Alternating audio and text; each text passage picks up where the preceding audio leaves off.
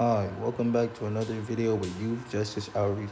Today we're going to be focused on anti-racist juvenile system. And volunteers are now working alongside each other, using those findings to work toward an anti-racist system for both kids and teenagers there. Our Lauren Coomer explains. Kalamazoo County data shows black youth are more likely to be arrested and prosecuted in the juvenile justice system. This video is pointing out one city in specific, but this is happening across the whole country. Every day, black kids are getting arrested at a higher rate than other races. Over 72% of black children are being folded into a system that is not designed to help them be successful. This is our reality. And I think most kids have to adapt to their environment, whether it be good or bad. I also think that if you take someone out of a bad environment, you can change what they see and how they probably want to live. Black youth are disproportionately arrested and prosecuted at higher rates than white youth.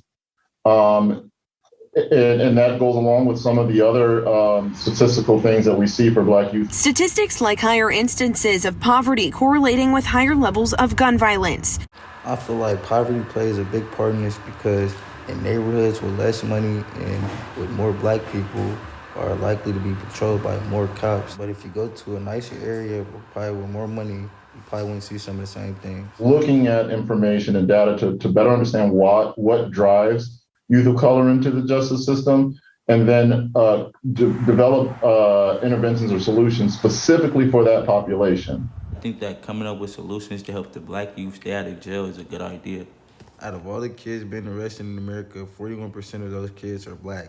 Comment below and let me know how you think we can lower these numbers. 14% of the youth population. A decrease in formal petitions is also seen, but not as steady when looking at race. I would say that the greatest findings that came out of this report was the need to have continued conversations between community members, young people, the justice system, state. I think that most kids should have somebody they could talk to, like someone who works in the community or a mentor or something of that sort. Things like this can push kids in the right way and stop them from ever wanting to do anything wrong.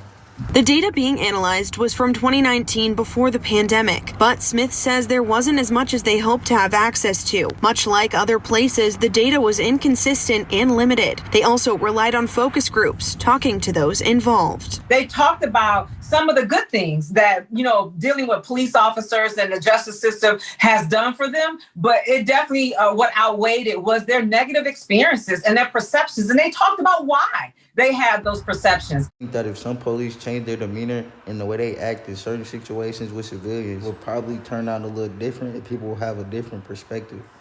Folks are committed to change. They're committed and really focused on targeted interventions, and we're hopeful that we'll see that come through in this project. Now that the report has been distributed to those key stakeholders involved, organizers are hoping a plan is set into place so we'll actually see some of the results. Thank you guys for watching the video. Don't forget to subscribe.